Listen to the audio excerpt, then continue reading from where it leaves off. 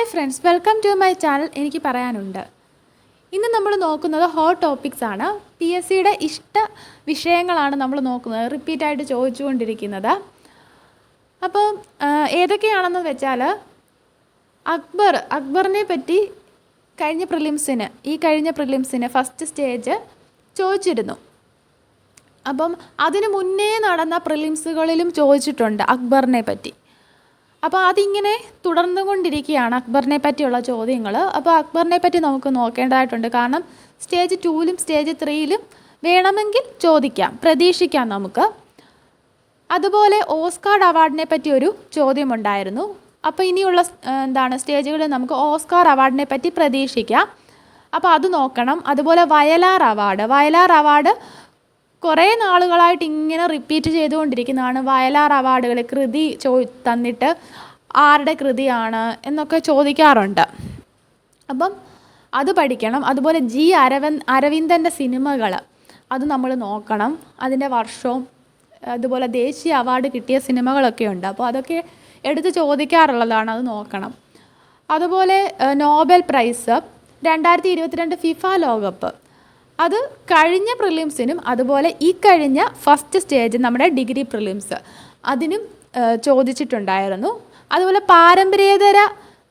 പാരമ്പര്യ ഊർജ്ജ സ്രോതസ്സുകൾ അത് ചോദിക്കാറുള്ളതാണ്, അത് നമുക്ക് നോക്കണം. പിന്നെ ചോദിക്കുന്നത് ഈ ശിലകളെ പറ്റി, റോക്സ്, സെഡിമെൻ്ററി റോക്സിൻ്റെയൊക്കെ എക്സാമ്പിൾ, മെറ്റാമോർഫിക് റോക്സ്, അതൊക്കെ നമുക്ക് വേണമെങ്കിൽ പ്രതീക്ഷിക്കാം. കാരണം പി എസ് സിയുടെ ഒരു ഇഷ്ട ടോപ്പിക് തന്നെയാണ് അതും. പിന്നെ നമ്മൾ ഉറപ്പായിട്ടും നോക്കേണ്ടത് നാരീശക്തി വന്ദന അധിനിയം ചോദിക്കാൻ ചാൻസ് ഉണ്ട്. 106 ഭരണഘടനാ ഭേദഗതി പഠിക്കണം. അതുപോലെ ഗ്രാൻഡ് സ്ലാം ടെന്നീസ് നമുക്ക് നോക്കണം. വിംബിൾട്ടൺ ചോദിച്ചു, 2023 വിംബിൾട്ടൺ ചാമ്പ്യൻഷിപ്പ് ആരാണ് വിജയ് എന്ന് ചോദിച്ചിരുന്നു. Carlos Alcaraz. അത് ബാക്കി ഫ്രഞ്ച് ഓപ്പണും US ഓപ്പണും ഓസ്ട്രേലിയൻ ഓപ്പണൊക്കെ കിട്ടിയത് നോവാക് ജോക്കോവിച്ചിനാണ്. അതുകൊണ്ടാണ് കാർലോസ് അൽക്കാരസ് എടുത്ത് ചോദിക്കാനായിട്ടുള്ള കാരണം. നോവാക് ജോക്കോവിച്ചിനെയാണ് കാർലോസ് അൽക്കാരസ് തോൽപ്പിച്ചത്. അതുകൊണ്ടാണ് അത് എടുത്ത് ചോദിക്കാനുള്ള കാരണം. പക്ഷേ അടുത്ത സ്റ്റേജുകളിലും അതുമായിട്ട് ബന്ധപ്പെട്ട ചോദ്യങ്ങൾ പ്രതീക്ഷിക്കാം. അതുപോലെ 2ാം ലോകം യുദ്ധം, അതുപോലെ അന്താരാഷ്ട്ര സംഘടനകൾ, ഇതൊക്കെ SCERT പുസ്തകത്തിലുള്ളത്, SCERT സീരീസിൽ ക്ലാസ് എടുത്തിട്ടുള്ളതാണ്. അതൊന്ന് കാണണം. കാരണം അത് ഇപ്പോൾ ഈ 2ാം ലോക മഹായുദ്ധമൊക്കെ ഇങ്ങനെ ചോദിക്കുന്നുണ്ട്. ഈ 2024 എക്സാമുകളിൽ ഇങ്ങനെ കണ്ടുവരുന്നുണ്ട്. ആദ്യം നമ്മൾ നോക്കുന്നത് ജെയിംസ് വെബ് ബഹിരാകാശ ദൂരദർശിനിയെ പറ്റിയാണ്. ക്വസ്റ്റ്യൻ ഇതായിരുന്നു കൂലി വർക്കർ മെയിൻ എക്സാമിന് ചോദിച്ചത്. അപ്പം ജെയിംസ് വെബ് ബഹിരാകാശ ദൂരദർശിനി വിക്ഷേപിച്ചത് 2021 ഡിസംബർ 25-നാണ്. 2021 ഡിസംബർ 25-നാണ്. കൊറോണ സമയത്താണ് വിക്ഷേപിക്കുന്നത്, ക്രിസ്മസ് ദിനത്തിൽ. അപ്പോൾ ഓർക്കാനായിട്ട് ഒരുപാടില്ല. ഇനി ആദ്യ പേര് നെക്സ്റ്റ് ജനറേഷൻ ബഹിരാകാശ ദൂരദർശിനി എന്നാണ്.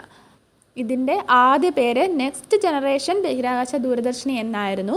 പിന്നീട് നാസയുടെ 2ാമത്തെ അഡ്മിനിസ്ട്രേറ്റർ ആയിരുന്ന ജെയിംസ് സി വെബിൻ്റെ പേര് ഇടുകയാണ് ഉണ്ടായത്. ഇനി എന്തൊക്കെയാണ് ലക്ഷ്യങ്ങൾ എന്ന് നോക്കാം. നക്ഷത്രങ്ങളുടെയും ഗ്രഹങ്ങളുടെയും ഉത്ഭവത്തെ പറ്റി പഠിക്കുക. നക്ഷത്ര രൂപീകരണം നടക്കുന്ന വാതക പടലങ്ങളെക്കുറിച്ച് പഠിക്കുക. നക്ഷത്രങ്ങളുടെ ചുറ്റും ചിതറിക്കിടക്കുന്ന പദാർത്ഥങ്ങളെക്കുറിച്ച് പഠിക്കുക. സൗരയുധേതര ഗ്രഹങ്ങളുടെ, സൗരയൂഥത്തിൽപ്പെട്ടിട്ട് അല്ലാത്ത ഗ്രഹങ്ങളുടെ നേരിട്ടുള്ള ചിത്രങ്ങൾ എടുക്കുക. ഇതൊക്കെയാണ് ലക്ഷ്യങ്ങൾ. നമുക്ക് സ്റ്റേറ്റ്മെൻറ്റായിട്ട് ചോദിച്ചത് ഇതൊക്കെയായിരുന്നു. 17 രാജ്യങ്ങളുടെ സംയുക്ത സംരംഭമാണ്. 17 രാജ്യങ്ങളുടെ സംയുക്തമായിട്ടുള്ള സംരംഭമാണ് ജെയിംസ് ബഹിരാകാശ ദൂരദർശിനി എന്ന് പറയുന്നത്. നേതൃത്വം കൊടുക്കുന്നത് നാസയും യൂറോപ്യൻ സ്പേസ് ഏജൻസിയും കനേഡിയൻ സ്പേസ് ഏജൻസിയും ചേർന്നാണ്. വെബ് ദൂരദർശിനിയുടെ പ്രധാന ദർപ്പണം നിർമ്മിച്ചിരിക്കുന്നത് 8 ഷഡ്ഭുജാകാര ദർപ്പണങ്ങൾ ചേർത്ത് വെച്ചിട്ടാണ്. ഇതിൻ്റെ വ്യാസം എന്ന് പറയുന്നത് 6.5 മീറ്റർ അല്ലെങ്കിൽ 21 അടിയാണ്. 6.5 മീറ്റർ അല്ലെങ്കിൽ 21 അടിയാണ്. സ്വർണം പൂശിയ ബെറീലിയൻ ദർപ്പണമാണ് ഇത്. വെബ് ദൂരദർശിനി ലഗ്രാഞ്ച് പോയിന്റ് L2 എന്നറിയപ്പെടുന്ന ഒരു ബിന്ദുവിനെ ചുറ്റിയാണ് പ്രദക്ഷിണം ചെയ്യുന്നത്. ഭൂമിയുടെ പരിക്രമണ പഥത്തിനും പുറത്ത് ഭൂമിയിൽ നിന്ന് ഏകദേശം 15 ലക്ഷം കിലോമീറ്റർ അകലെയാണ് ഈ L2വിൻ്റെ സ്ഥാനം, ലഗ്രാഞ്ച് പോയിന്റ് 2വിൻ്റെ സ്ഥാനം. ഭൂമിയോടൊപ്പം ഈ ബിന്ദുവും സൂര്യനെ ചുറ്റിക്കൊണ്ടിരിക്കും. അപ്പോൾ ഇതാണ് സ്റ്റേറ്റ്മെൻറ്റായിട്ട് തെറ്റായിട്ട് തന്നത്. എന്താണ് ഈ വെബ് ദൂരദർശിനി, എന്താണ് ഈ ജെയിംസ് വെബ് ദൂരദർശിനി ഈ ഭൂമിയെ ചുറ്റിക്കൊണ്ടിരിക്കുന്നു, അങ്ങനെ എന്തോ ആണ് സ്റ്റേറ്റ്മെൻറ്റ് കൊടുത്തിരുന്നത്. സൂര്യൻ ഭൂമി ലഗ്രാഞ്ച് പോയിന്റിലുള്ള ഒരു വസ്തു ഭൂമിയോടൊപ്പം സൂര്യനെ പരിക്രമണം ചെയ്യുന്നത് കൊണ്ട് ഭൂമിയും വെബ് ദൂരദർശിനിയും തമ്മിലുള്ള ദൂരം എപ്പോഴും സ്ഥിരമായി നിൽക്കുന്നു. ഈ ലഗ്രാഞ്ച് പോയിന്റിലുള്ള ഒരു വസ്തു ഭൂമിയോടൊപ്പം സൂര്യനെ പരിക്രമണം ചെയ്യുന്നത് കൊണ്ട് ഭൂമിയും വെബ് ദൂരദർശിനിയും തമ്മിലുള്ള ദൂരം എപ്പോഴും സ്ഥിരമായിട്ട് നിൽക്കുന്നു. ഇനി നമ്മൾ നോക്കുന്നത് ഓസ്കാർ അവാർഡാണ്. ആദ്യമായിട്ട് ഓസ്കാർ നേടിയ ഇന്ത്യൻ ആരാണ്? ആദ്യമായിട്ട് ഓസ്കാർ നേടിയ ഇന്ത്യൻ ഭാനു അത്തയ്യയാണ്. ഭാനു അത്തയ്യയാണ് ആദ്യമായിട്ട് ഓസ്കാർ നേടിയ ഇന്ത്യക്കാരൻ. 55ാമത്തെ ഓസ്കാർ ആയിരുന്നു ഭാനു അത്തയ്യ നേടിയത്. 1983 ഈ ഓസ്കാർ അവാർഡ് ലഭിക്കുന്നത്. ഇനി ആദ്യമായിട്ട് ഓസ്കാർ നേടിയ മലയാളി ആരാണ്? അതായിരുന്നു ചോദിച്ച ക്വസ്റ്റ്യൻ. ആദ്യമായിട്ട് ഓസ്കാർ നേടിയ മലയാളി റസൂൽ പൂക്കുട്ടിയാണ് ആദ്യമായിട്ട് ഓസ്കാർ നേടിയ മലയാളി. റസൂൽ പൂക്കുട്ടിയുടെ കൂടെ ലഭിച്ചത് ഗുൽസാറിനും AR റഹ്മാനുമാണ്. ഇത് 81ാമത്തെ ഓസ്കാർ അവാർഡായിരുന്നു. 2009 ഇവർക്ക് ഓസ്കാർ ലഭിക്കുന്നത്. സ്ലം ഡോഗ് മില്യനെയർ എന്ന ചിത്രത്തിലെ സൗണ്ട് മിക്സിങ്ങിനാണ് റസൂൽ പൂക്കുട്ടിക്ക് ഈ അവാർഡ് ലഭിക്കുന്നത്. ഇനി 2023 95ാമത്തെ ഓസ്കാറാണ് കൊടുത്തത്. വളരെ ഇമ്പോർട്ടൻ്റ് ആണ് 2023 ഓസ്കാർ. കാരണം എന്താണ്? നമ്മുടെ ഇന്ത്യക്കാർക്ക് കിട്ടി. RRR എന്ന സിനിമയ്ക്ക് കിട്ടിയില്ലേ? എന്താണ്? MM കീരവാണി ചന്ദ്രബോസ് ഇവർക്ക് ലഭിച്ചിരുന്നു. അതുപോലെ കാർത്തികി ഗോൺസാൽവസ്, ഗുനീത് മോംഗ ഇവർക്ക് ദി എലിഫന്റ് വിസ്പേഴ്സ് എന്ന ഡോക്യുമെൻ്ററിക്ക് ലഭിച്ചിരുന്നു. 2023 95ാം ഓസ്കാർ അവാർഡ് മികച്ച സിനിമയ്ക്ക് ലഭിച്ചത് everything everywhere all at once എന്ന സിനിമയ്ക്കാണ്. Everything everywhere all at once എന്ന സിനിമയ്ക്കാണ് 95ാമത്തെ ഓസ്കാർ അവാർഡ് ലഭിക്കുന്നത്. ചോദിച്ചതാണ്. ഇനി 96ാമത്തെ ചോദിക്കാൻ ചാൻസ് ഉണ്ട്. 96ാമത്തെ ഓസ്കാർ അവാർഡ് 2024 കൊടുത്തു. അത് മികച്ച സിനിമ ഓപ്പൺഹൈമർ എന്ന സിനിമയാണ്. മികച്ച സിനിമ ഓപ്പൺഹൈമറാണ്. ഏറ്റവും കൂടുതൽ 2024 ഓസ്കാർ അവാർഡുകൾ നേടിയ ചിത്രം ഓപ്പൺഹൈമർ തന്നെയാണ്. 7 അവാർഡാണ് ഓപ്പൺഹൈമറിന് ലഭിച്ചത്. ഓപ്പൺഹൈമറിൻ്റെ തന്നെ സംവിധായകനാണ് മികച്ച സംവിധായകനുള്ള അവാർഡ് ലഭിച്ചത്. ക്രിസ്റ്റഫർ നോളനാണ് ലഭിച്ചത്. അതുപോലെ സിലിയൻ മർഫി അതിലെ അഭിനയത്തിന്, ഓപ്പൺഹൈമറിലെ അഭിനയത്തിനാണ് സിലിയൻ മർഫിക്ക് മികച്ച നടനുള്ള അവാർഡ് ലഭിക്കുന്നത്. പൂവർ തിങ്സ് എന്ന സിനിമയിലെ അഭിനയത്തിന് എമ്മ സ്റ്റോണിനും മികച്ച നടിക്കുള്ള അവാർഡ് ലഭിച്ചു. ഇനി നമുക്ക് 2023 ഗ്രാൻഡ് സ്ലാം നോക്കാം. 2023 US ഓപ്പൺ മെൻസ് സിംഗിൾസ് വിജയി നൊവാക് ജോക്കോവിച്ച് ആണ്. വുമൺ സിംഗിൾസിലാണെങ്കിൽ കൊക്കോ ഗോഫ് അമേരിക്കക്കാരി തന്നെയാണ്.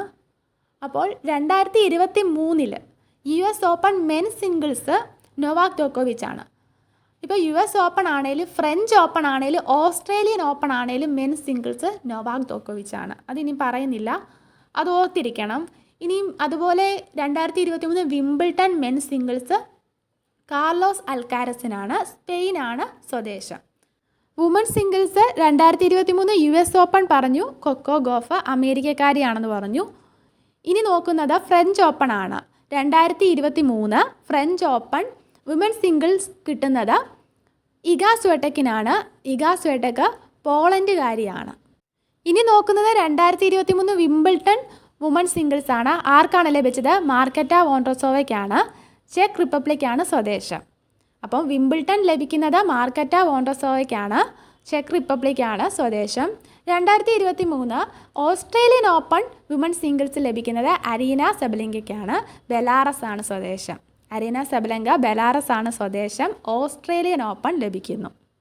വിംബിൾട്ടൺ വുമൺ സിംഗിൾസ് ഓർത്തിരിക്കാൻ വേണ്ടി W എന്നുള്ളത് തിരിച്ചിട്ട് M ആക്കുമ്പോൾ മാർക്കറ്റ വോൺഡ്രോസോവ എന്നുള്ളത് ഓർക്കണം. ചെക്ക് റിപ്പബ്ലിക്കാണ് സ്വദേശം. അതുപോലെ ഓസ്ട്രേലിയൻ ഓപ്പൺ വെച്ചിട്ട് തന്നെയാണ് തുടങ്ങുന്നത്. അരീന സെബലെങ്ക ബെലാറസ് ആണ് സ്വദേശം. അപ്പോൾ അത് ഓർത്തിരിക്കുക. പിന്നെ ഫ്രഞ്ച് ഓപ്പൺ ഇഗോ സ്വിയാടെക്കിന്, അതുപോലെ US ഓപ്പൺ കൊക്കോ ഗോഫിനാണ് ലഭിച്ചത്. അടുത്തതായിട്ട് നമ്മൾ നോക്കാൻ പോകുന്നത് നാരീശക്തി വന്ദൻ അധിനിയമാണ്. 128ാമത്തെ ഭേദഗതി ബില്ലായിട്ട് 2023 സെപ്റ്റംബർ 19 ലോകസഭയിൽ നമ്മുടെ നിയമമന്ത്രി അർജുൻ റാം മേഘ്വാൾ അവതരിപ്പിക്കുകയുണ്ടായി. നാരീശക്തി വന്ദൻ അധിനിയം ഭേദഗതി ബില്ല് അവതരിപ്പിക്കുകയുണ്ടായി. അങ്ങനെ 2023 സെപ്റ്റംബർ 20 ലോകസഭ ഈ ബില്ല് പാസ്സാക്കുന്നു. 2023 സെപ്റ്റംബർ 21 രാജ്യസഭ ഇത് പാസ്സാക്കുന്നു. അതുപോലെ 2023 സെപ്റ്റംബർ 28 രാഷ്ട്രപതി ഒപ്പുവെക്കുന്നു. അങ്ങനെ ഇത് നിയമമാകുന്നത് 2023 സെപ്റ്റംബർ 28 രാഷ്ട്രപതി ഒപ്പുവെക്കുന്നതോടെയാണ്. നിയമം ഇതുവരെ നിലവിൽ വന്നിട്ടില്ല. നിയമം എപ്പോൾ നിലവിൽ വരും എന്ന് പറയുന്ന ആർട്ടിക്കിളാണ് 334A എന്ന് പറയുന്ന ആർട്ടിക്കിൾ. ലോവർ ഹൗസിൻ്റെ നിലവിലെ അംഗബലം അനുസരിച്ച് നിയമം പ്രാബല്യത്തിൽ വരുന്നതോടെ അതിലെ വനിതാ അംഗങ്ങളുടെ എണ്ണം നിലവിലെ 82 നിന്ന് 181 ഉയർത്തും. നിയമമായിട്ട് മാറിക്കഴിഞ്ഞാൽ 15 വർഷത്തേക്ക് നിയമം പ്രാബല്യത്തിൽ വരും. അപ്പോൾ നമുക്ക് ഇനി നോക്കാനുള്ളത് ഏതൊക്കെ ആർട്ടിക്കിളുകളാണ് പുതുതായിട്ട് ചേർത്തത് എന്നുള്ളതാണ്. ഈ നിയമത്തിലൂടെ ഈ ഭേദഗതിയിലൂടെ പുതുതായിട്ട് ചേർക്കപ്പെട്ട ആർട്ടിക്കിളുകൾ ഏതൊക്കെയാണ് എന്ന് നമുക്ക് നോക്കാം. Article 330A. ആർട്ടിക്കിൾ 330A പുതുതായിട്ട് ആഡ് ചെയ്ത ആർട്ടിക്കിളാണ്. എന്താണ്? റിസർവേഷൻ ഫോർ വുമൺ ഇൻ ലോകസഭയിൽ സ്ത്രീകൾക്ക് സംവരണം പറയുന്നതാണ് ആർട്ടിക്കിൾ 330A. ഇനി ആർട്ടിക്കിൾ 332A എന്താണ്? സ്റ്റേറ്റ് ലെജിസ്ലേറ്റീവ് അസംബ്ലീസിൽ വുമണ് റിസർവേഷൻ സംവരണം പറയുന്നതാണ് 332A എന്ന് പറയുന്നത്. അതുപോലെ ആർട്ടിക്കിൾ 239A ഒരു ക്ലോസ് ചേർത്തു. എന്താണ്? ഡൽഹിയിൽ കേന്ദ്രഭരണ പ്രദേശമായിട്ടുള്ള ഡൽഹിയിൽ സ്ത്രീകൾക്ക് സംവരണം കൊടുക്കുന്നതിനെ പറ്റിയാണ്. ഇനി ആർട്ടിക്കിൾ 334A ആണ്. Reservation to become effective after delimitation is undertaken and census is conducted. Reservation effective ആകുന്നത് എപ്പോഴാണ്? സീറ്റുകളൊക്കെ കൂട്ടിക്കഴിഞ്ഞതിന് ശേഷവും സെൻസസ് കണ്ടക്ട് ചെയ്തതിന് ശേഷമൊക്കെ നിലവിൽ വരൂ എന്ന് പറയുന്ന ആർട്ടിക്കിളാണ് 334A എന്ന് പറയുന്നത്. വനിതകൾക്ക് റിസർവേഷൻ എന്ന് പറയുന്നത് 33%. അപ്പം നമ്മൾ പഠിച്ചത് 106ാം ഭരണഘടനാ ഭേദഗതിയാണ്. ഇനി വയലാർ അവാർഡ് നോക്കാം. വയലാർ രാമവർമ്മയുടെ സ്മരണാർത്ഥം എല്ലാ വർഷവും ഒക്ടോബർ 27 നൽകി വരുന്നതാണ്. എന്താണ് വയലാർ അവാർഡ്? വയലാർ അവാർഡ് നൽകി വരുന്നത് എല്ലാ വർഷവും ഒക്ടോബർ 27 ആദ്യ വയലാർ അവാർഡ് കൊടുത്തു തുടങ്ങിയത് 1977 ഇതിൻ്റെ സമ്മാന തുക എന്ന് പറയുന്നത് 1,00,000 രൂപയും കാനായി കുഞ്ഞിരാമൻ രൂപകൽപ്പന ചെയ്ത ശില്പവും പ്രശസ്തി പത്രവുമാണ്. 1,00,000 രൂപയും കാനായി കുഞ്ഞിരാമൻ രൂപകൽപ്പന ചെയ്ത ശില്പവും പ്രശസ്തി പത്രവുമാണ്. ആദ്യമായിട്ട് 1977 ലഭിച്ചത് ആർക്കാണ്? ലളിതാംബിക അന്തർജനത്തിനാണ് ലഭിക്കുന്നത്. ലളിതാംബിക അന്തർജനത്തിൻ്റെ അഗ്നിസാക്ഷി എന്ന കൃതിക്കാണ് ആദ്യമായിട്ട് വയലാർ അവാർഡ് ലഭിക്കുന്നത്. മൊത്തം 47 അവാർഡുകളാണ് വയലാർ അവാർഡുകളാണ് ഇപ്പോൾ കൊടുത്തിട്ടുള്ളത്. അവസാനം ലഭിക്കുന്നത് 47ാമത്തെ വയലാർ അവാർഡ് ലഭിക്കുന്നത് ശ്രീകുമാരൻ തമ്പിക്ക് 2023 ശ്രീകുമാരൻ തമ്പിക്ക് ജീവിതം ഒരു പെൻഡുലം എന്ന കൃതിക്കാണ്. ജീവിതം ഒരു പെൻഡുലം എന്ന കൃതിക്കാണ് ലഭിക്കുന്നത്. 1978 ലളിതാംബിക അന്തർജനത്തിനു ശേഷം 1978 PK ബാലകൃഷ്ണനാണ് ലഭിക്കുന്നത്. PK ബാലകൃഷ്ണനാണ് ലഭിക്കുന്നത് ഇനി ഞാൻ ഉറങ്ങട്ടെ എന്ന കൃതിക്ക്. മറന്നു പോകരുത്. ഇനി ഞാൻ ഉറങ്ങട്ടെ എന്ന കൃതി ആരുടെയാണ്? PK ബാലകൃഷ്ണൻ്റെയാണ്. PK ബാലകൃഷ്ണന് വയലാർ അവാർഡ് നേടിക്കൊടുത്ത കൃതി ഏതാണ്? ഇനി ഞാൻ ഉറങ്ങട്ടെ. 78 ലഭിക്കുന്നു. ഇനി 79 മലയാറ്റൂർ രാമകൃഷ്ണനാണ് ലഭിക്കുന്നത്. യന്ത്രം എന്ന കൃതിക്കാണ് ലഭിക്കുന്നത്. യന്ത്രം എന്ന മലയാറ്റൂർ രാമകൃഷ്ണൻ്റെ കൃതിക്കാണ് 1979 വയലാർ അവാർഡ് ലഭിക്കുന്നത്.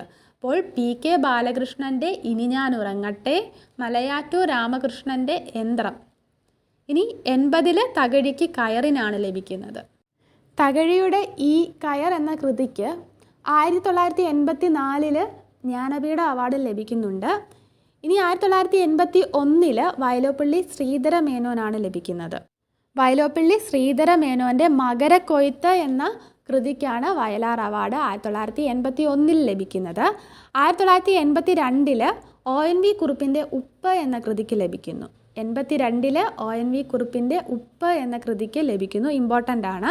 അതുപോലെ വിലാസിനി എന്ന തൂലികാനാമത്തിൽ അറിയപ്പെടുന്ന MK മേനോൻ്റെ കൃതിയായിട്ടുള്ള അവകാശികൾ എന്ന കൃതിക്ക് വയലാർ അവാർഡ് ലഭിക്കുന്നത് 1983 ഈ 1984 അമ്പലമണി എന്ന കൃതിക്ക് ലഭിക്കുന്നു. സുഗതകുമാരിയുടെ അമ്പലമണി എന്ന കൃതിക്ക് ലഭിക്കുന്നു. ഒരുപാട് പ്രാവശ്യം PSC റിപ്പീറ്റ് ചെയ്ത് ചോദിച്ചിട്ടുള്ളതാണ്. സുഗതകുമാരിയുടെ ഏത് കൃതിക്കാണ് വയലാർ അവാർഡ് ലഭിച്ചത്? അമ്പലമണി എന്ന കൃതിക്കാണ്. ഇനി 1985 MD വാസുദേവൻ നായർക്ക് രണ്ടാം ഊഴം എന്ന കൃതിക്ക് ലഭിക്കുന്നു വയലാർ അവാർഡ്. MD വാസുദേവൻ നായരുടെ ഏത് കൃതിക്കാണ് വയലാർ അവാർഡ് ലഭിച്ചത്? രണ്ടാം ഊഴം എന്ന കൃതിക്കാണ്. ഇനി 1986 NN കക്കാടിന് സബലമി യാത്ര എന്ന കൃതിക്ക് ലഭിക്കുന്നു.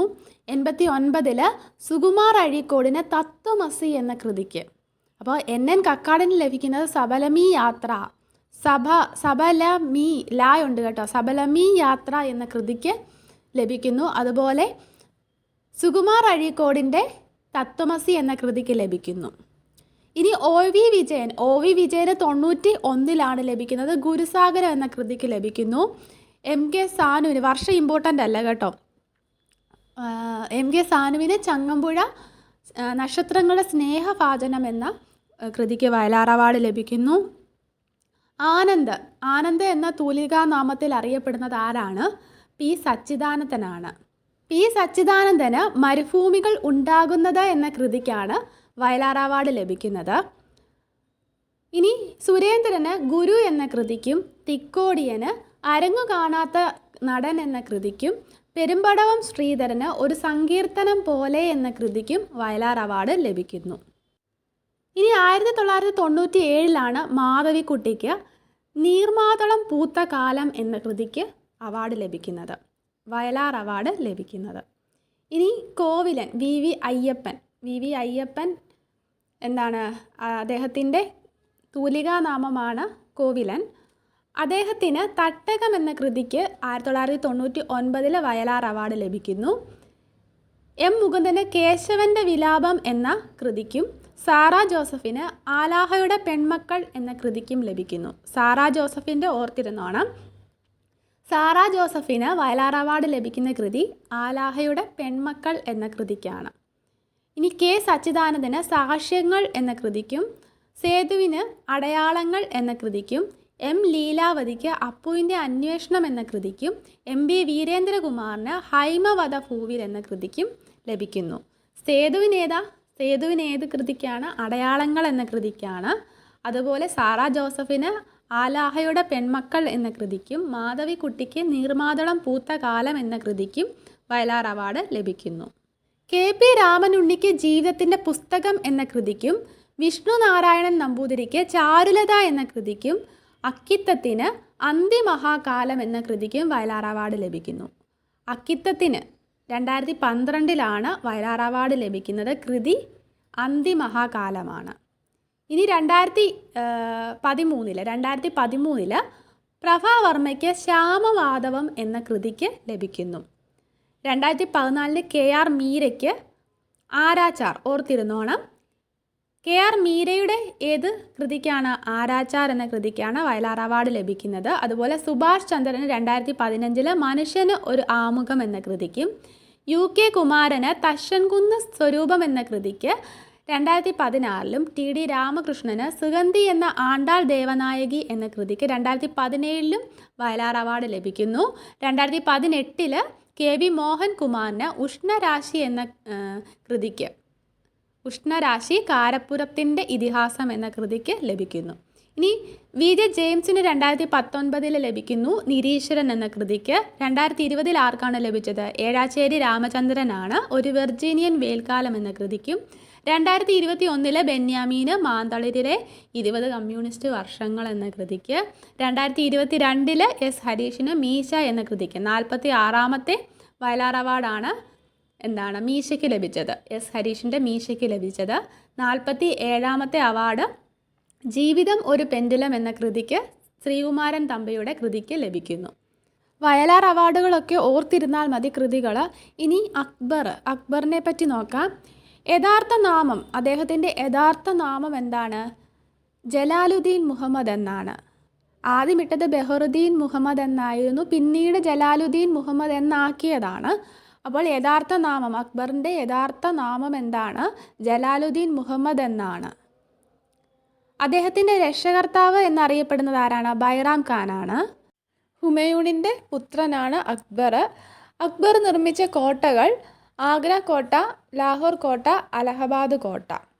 അക്ബർ നിർമ്മിച്ച കോട്ടകളാണ് ആഗ്ര കോട്ട, ലാഹോർ കോട്ട, അലഹബാദ് കോട്ട. മുഗൾ തലസ്ഥാനമായി ഫത്തേപൂർ സിക്രി പണി കഴിപ്പിച്ചതും അക്ബറാണ്.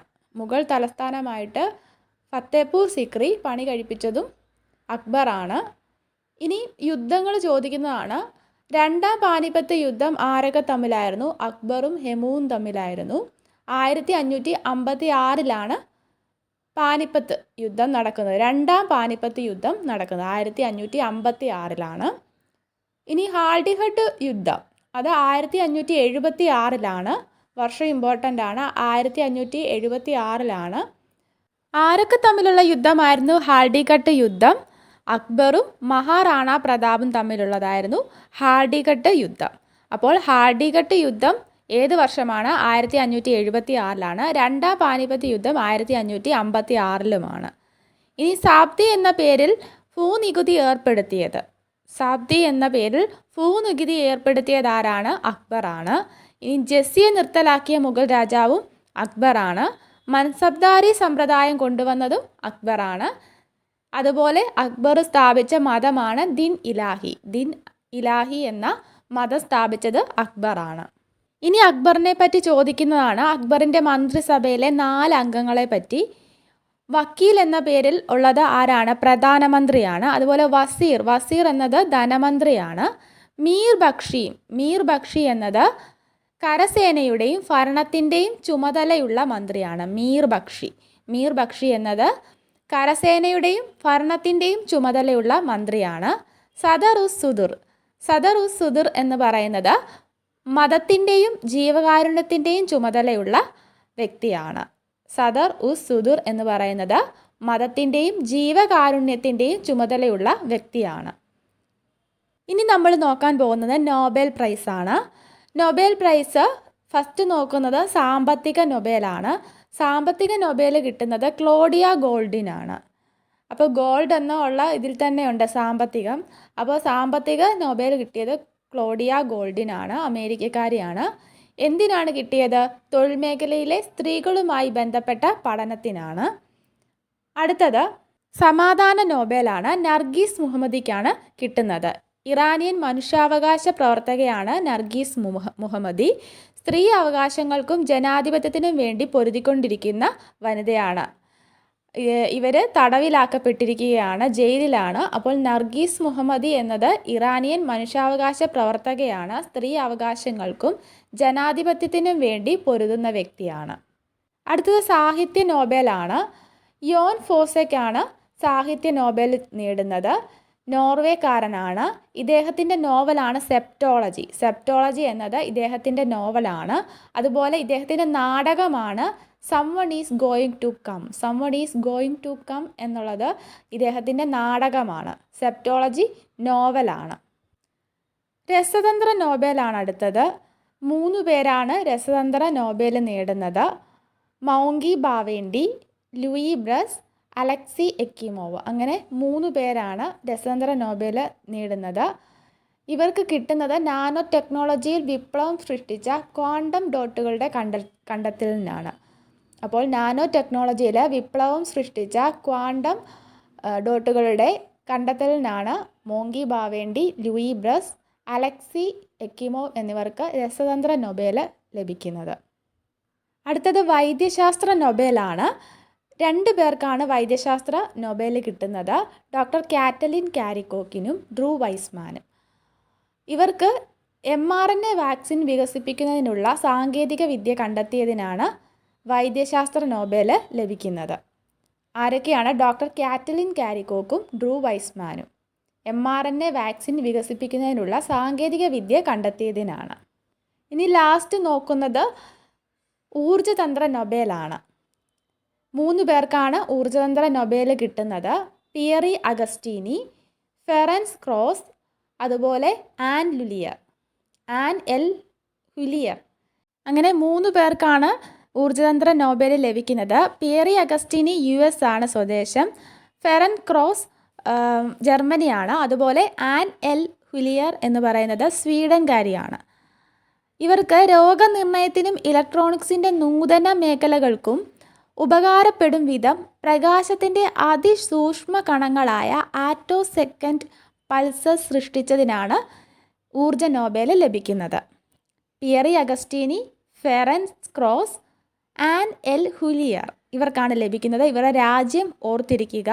രോഗനിർണയത്തിനും ഇലക്ട്രോണിക്സിൻ്റെ നൂതന മേഖലകൾക്കും ഉപകാരപ്പെടും വിധം പ്രകാശത്തിൻ്റെ അതിസൂക്ഷ്മ കണങ്ങളായ ആറ്റോസെക്കൻഡ് പൾസസ് സൃഷ്ടിച്ചതിനാണ്. ആറ്റോസെക്കൻഡ് പൾസസ്. അപ്പോൾ ഇതിൽ നിന്ന് നമുക്ക് ഒരു കോഡ് വെച്ചിട്ട് വേണമെങ്കിൽ ഓർക്കാം. അഗസ്റ്റീനി കുരിശ് വെച്ച് പള്ളിയിൽ ആനിനു വേണ്ടി പ്രാർത്ഥിച്ചപ്പോൾ പ്രകാശത്തിൻ്റെ അതിസൂക്ഷ്മ കണങ്ങൾ കണ്ടു എന്നോർത്താൽ മതി. പ്രകാശം എന്നത് ഒരു എനർജിയാണല്ലോ, ഒരു ഊർജ്ജമാണല്ലോ. അപ്പോൾ ഊർജ്ജതന്ത്ര നൊബേലാണെന്ന് ഓർക്കാം. എക്സാം ഹോളിൽ ഇരിക്കുമ്പോൾ ഓർക്കാൻ വേണ്ടി പറഞ്ഞതേ ഉള്ളൂ. ഇനി നോക്കുന്നത് ജി അരവിന്ദൻ്റെ സിനിമകളാണ്. ജി അരവിന്ദൻ്റെ സിനിമകൾ വളരെ ഇമ്പോർട്ടൻ്റ് ആണ്. അദ്ദേഹത്തിന് മികച്ച സംവിധായകനുള്ള ദേശീയ അവാർഡ് കിട്ടിയതും സംസ്ഥാന അവാർഡ് കിട്ടിയതുമായ സിനിമകൾ ചോദിക്കാറുണ്ട്. അതുപോലെ അദ്ദേഹത്തിൻ്റെ ഏത് സിനിമയ്ക്കാണ് ദേശീയ അവാർഡ് ലഭിച്ചത് എന്ന് ചോദിക്കാറുണ്ട്. മികച്ച സിനിമയ്ക്കുള്ള ദേശീയ അവാർഡ് ലഭിച്ച അദ്ദേഹത്തിൻ്റെ സിനിമയാണ് ചിദംബരം. ചിദംബരം എന്ന സിനിമയ്ക്ക് മികച്ച സിനിമയ്ക്കുള്ള ദേശീയ അവാർഡ് ലഭിച്ചിട്ടുണ്ട്. മികച്ച സംവിധായകനുള്ള ദേശീയ അവാർഡ് അദ്ദേഹത്തിന് 3 സിനിമകൾക്കാണ് ലഭിച്ചിട്ടുള്ളത്. 1977 കാഞ്ചന സീത, 1978 തമ്പ്, 1986 ഒരിടത്ത്. അങ്ങനെ 3 സിനിമയ്ക്കാണ് അദ്ദേഹത്തിന് മികച്ച സംവിധായകനുള്ള ദേശീയ അവാർഡ് ലഭിക്കുന്നത്. ഇനി അദ്ദേഹത്തിന് സംസ്ഥാന അവാർഡ് ലഭിച്ച മികച്ച സംവിധായകനുള്ള സംസ്ഥാന അവാർഡ് ലഭിച്ച സിനിമകൾ ഒന്ന് പറഞ്ഞു പോകാം. 1974 ഉത്തരായൻ എന്ന സിനിമയ്ക്കും, 78 തമ്പ്, 79 കുമ്മാട്ടി, 81 പോക്കുവെയിൽ, 85 ചിദംബരം എന്ന സിനിമയ്ക്കും, 86 ഒരിടത്ത് എന്ന സിനിമയ്ക്കും, 1990 സഹജ എന്ന സിനിമയ്ക്കും ലഭിച്ചു. ഇനി നമ്മൾ ശിലകളാണ് നോക്കുന്നത്. ആഗ്നേയ ശിലകൾ, ഇഗ്നിയസ് റോക്സ് ഏതൊക്കെയാണ്? സ്കോറിയ, പ്യൂമിസ് സ്റ്റോൺ, അതുപോലെ ടഫ്, ബസാൾട്ട്, ഡിയോറൈറ്റ്, ഗ്രാനൈറ്റ്, ഗാബ്രോ. ഇതെല്ലാം ഇഗ്നിയസ് റോക്സ് ആണ്. ഇതിൽ കൂടുതലും ചോദിക്കുന്നത് ഗ്രാനൈറ്റ്, ഗാബ്രോ, ബസാൾട്ട് ഒക്കെയാണ്. ബസാൾട്ട് ഏതാണ്? ആഗ്നേയ ശിലയാണ്, ഇഗ്നിയസ് റോക്കാണ്. ഇനി സെഡിമെൻ്ററി ശിലകൾ, റോക്സ് ഏതൊക്കെയാണ്? സാൻഡ്സ്റ്റോൺ, മണൽക്കല്ല്, അതുപോലെ ലൈം സ്റ്റോൺ, ചുണ്ണാമ്പ് കല്ല്, ഷെയിൽ, ഇതൊക്കെയാണ് സെഡിമെൻ്ററി റോക്സ്. ഇനി മെറ്റാമോർഫിക് റോക്സ് ഏതൊക്കെയാണ്? നീസ്, ക്വാർട്ട്സൈറ്റ്, പിന്നെ മാർബിള്, ഷിസ്റ്റ്, സോപ്പ് സ്റ്റോൺ, ഫിലൈറ്റ്. ഇത്രയും മെറ്റാമോർഫിക് റോക്സ് ആണ്. ആഗ്നേയശിലകൾക്കും അതുപോലെ സെഡിമെൻ്ററി റോക്സിനുമൊക്കെ രൂപാന്തരം സംഭവിച്ചാണ് മെറ്റാമോർഫിക് റോക്സ് ഉണ്ടാകുന്നത്. അപ്പോൾ നമുക്കത് നോക്കാം. ഇത് ഒരു ക്വസ്റ്റ്യൻ ചോദിച്ചതാണ് ഡിഗ്രി പ്രിലിംസിന്. അപ്പം ഈ ക്വസ്റ്റ്യൻ്റെ ആൻസർ അറിയണമെങ്കിൽ നമ്മൾ പേരൻ്റ് റോക്കും അത് രൂപാന്തരപ്പെട്ട് ഏത് റോക്കായിട്ട് മാറുന്നു, ഏത് ശിലയായിട്ട് മാറുന്നു എന്നുള്ളതും പഠിക്കേണ്ടതുണ്ട്. മഡ് റോക്ക് എന്നത് സ്ലേറ്റ്, ഫിലൈറ്റ്, ഷിസ്റ്റ്, നീസ് ആയിട്ട് മാറുന്നു. അപ്പം മഡ് റോക്ക് രൂപാന്തരപ്പെട്ടാണ് സ്ലേറ്റ് ഉണ്ടാകുന്നത്. അതുപോലെ ഫിലൈറ്റ്, ഷിസ്റ്റ്, നീസൊക്കെ ഉണ്ടാവുന്നത്. ഇനി ഗ്രാനൈറ്റ് രൂപാന്തരപ്പെട്ടാണ് നീസ് ഉണ്ടാവുന്നത്. ബസാൾട്ട് രൂപാന്തരപ്പെട്ടിട്ടാണ് ക്ലോറൈറ്റ്, ഷിസ്റ്റ്, ആംഫിബോളൈറ്റ് ഒക്കെ ഉണ്ടാവുന്നത്. ഇനി മണൽക്കല്ല് രൂപാന്തരപ്പെട്ടാണ് ക്വാർട്സൈറ്റ് ഉണ്ടാവുന്നത്. ചുണ്ണാമ്പ് കല്ല് രൂപാന്തരപ്പെട്ടാണ് മാർബിൾ ഉണ്ടാവുന്നത്. നീസ്, ഷിസ്റ്റ് എന്നൊക്കെ പറയുന്നത്, മാർബിള്, ക്വാർട്സൈറ്റ് എന്നൊക്കെ പറയുന്നത് മെറ്റമോർഫിക് റോക്സ് ആണ്. അപ്പോൾ ഈ മണൽക്കല്ല്, ചുണ്ണാമ്പ് കല്ലൊക്കെ സെഡിമെൻ്ററി റോക്സ് ആണ്, അവസാദ ശിലകളാണ്. അപ്പം ഈ അവസാദ ശിലകൾക്ക് രൂപാന്തരം വന്നിട്ട് മെറ്റമോർഫിക് റോക്സ് ആവുന്നതാണ് മണൽക്കല്ല്, ക്വാർട്സൈറ്റ് ആവുന്നത്, ലൈംസ്റ്റോണ് മാർബിൾ ആവുന്നതൊക്കെ. അതുപോലെ ആഗ്നേയ ശിലയ്ക്ക് രൂപാന്തരം വന്നിട്ടാണ് ക്ലോറൈറ്റ്, സിസ്റ്റ്, ആംഫിബോളൈറ്റ് പോലുള്ള മെറ്റമോർഫിക് റോക്സ് ഉണ്ടാവുന്നത്. അതുപോലെ ഗ്രാനൈറ്റിന് രൂപാന്തരം വന്നിട്ട് നീസ് ഉണ്ടാവുന്നു. നീസ് എന്ന് പറയുന്ന ഒരു മെറ്റമോർഫിക് റോക്കാണ്. ഗ്രാനൈറ്റ് എന്ന് പറയുന്നത് ഒരു ആഗ്നേയ ശിലയാണ്. ഇനി അടുത്തത് എന്താണ്? മഡ് റോക്ക് എന്ന് പറയുന്നത് രൂപാന്തരപ്പെട്ട് സ്ലേറ്റ്, ഫിലൈറ്റ്, ഷിസ്റ്റ്, നീസ് പോലുള്ള ശിലകൾ ഉണ്ടാകുന്നു. ഇനി ഫിഫ ലോകകപ്പ് ഈ ഒരു സ്ലൈഡ് മാത്രമേ ഉള്ളൂ. ഇമ്പോർട്ടൻ്റ് ആയിട്ടുള്ള കാര്യങ്ങൾ മാത്രമേ ഉള്ളൂ, ചോദിച്ചിട്ടുള്ള കാര്യങ്ങൾ മാത്രമേ ഉള്ളൂ. ഗോൾഡൻ ബൂട്ട് എന്ന് പറയുന്നത് കിട്ടുന്നത് ആർക്കാണ്? ഏറ്റവും കൂടുതൽ ഗോളുകൾ നേടുന്നവർക്കാണ്. അപ്പം ഗോൾഡൻ ബൂട്ട് കിട്ടിയത് കിലിയൻ എംബാപ്പയ്ക്കാണ്. കിലിയൻ എംബാപ്പെ 8 ഗോളുകളാണ് നേടിയത്. ഇനി ഗോൾഡൻ ബോൾ കിട്ടുന്നത് ലയണൽ മെസ്സിക്കാണ്. ബെസ്റ്റ് പ്ലെയർക്കുള്ളതാണ് ഗോൾഡൻ ബോൾ എന്ന് പറയുന്നത്, മികച്ച കളിക്കാരനുള്ളതാണ്. ഗോൾഡൻ ഗ്ലൗ കിട്ടുന്നത് ബെസ്റ്റ് ഗോൾ കീപ്പറിനുള്ളതാണ്, എമിലിയാനോ മാർട്ടിനസിനാണ് ലഭിക്കുന്നത്. 2022 ഫിഫ ലോകകപ്പിൻ്റെ വേദി എവിടെയായിരുന്നു? ഖത്തറായിരുന്നു. അതുപോലെ വിജയി ആരായിരുന്നു? അർജൻറ്റീനയായിരുന്നു വിജയി. ആരെയാണ് തോൽപ്പിച്ചത്? റണ്ണറപ്പ് ആരായിരുന്നു? ഫ്രാൻസ് ആയിരുന്നു. ഇനി സെക്കൻഡ് റണ്ണറപ്പ് ആരായിരുന്നു? സെക്കൻഡ് റണ്ണറപ്പ് ക്രൊയേഷ്യ ആയിരുന്നു. തേർഡ് റണ്ണറപ്പ് മൊറോക്കോ ആയിരുന്നു. അപ്പം സെമി ഫൈനലിലെത്തിയ ആദ്യ ആഫ്രിക്കൻ രാജ്യം ഏതാണെന്ന് ചോദിച്ചു കഴിഞ്ഞാൽ ഫുട്ബോളിൽ ഫിഫ ലോകകപ്പിൽ സെമി ഫൈനലിലെത്തുന്ന ആദ്യ ആഫ്രിക്കൻ രാജ്യം മൊറോക്കോയാണ്. ഇനി നോക്കുന്നത് പാരമ്പര്യേതര ഊർജ്ജ സ്രോതസ്സുകൾ ഏതൊക്കെയാണ് എന്നുള്ളതാണ്. പാരമ്പര്യ ഊർജ്ജ സ്രോതസ്സുകൾ എന്ന് വെച്ചാൽ പുനഃസ്ഥാപിക്കപ്പെടാത്ത ഊർജ്ജ സ്രോതസ്സുകളാണ് പാരമ്പര്യ ഊർജ്ജ സ്രോതസ്സുകൾ എന്ന് പറയുന്നത്. ഉദാഹരണത്തിന് കൽക്കരി, പെട്രോളിയം പോലെയുള്ളവ. ഇനി പാരമ്പര്യേതര ഊർജ്ജ സ്രോതസ്സുകൾ എന്ന് വെച്ചാൽ പുനഃസ്ഥാപന ശേഷിയുള്ളവയാണ് പാരമ്പര്യേതര ഊർജ്ജ സ്രോതസ്സുകൾ എന്ന് പറയുന്നത്. ഉദാഹരണത്തിന് സൗരോർജം, കാറ്റ്, തിരമാല, ജലം എന്നിവയിൽ നിന്നുള്ള ഊർജം, ജിയോ തെർമൽ, ജൈവവാതകം ഒക്കെ പാരമ്പര്യേതര ഊർജ്ജ സ്രോതസ്സുകളാണ്. വീഡിയോ ഉപകാരപ്പെട്ടെങ്കിൽ ലൈക്ക് ചെയ്യുക, ഷെയർ ചെയ്യുക. Thanks for watching.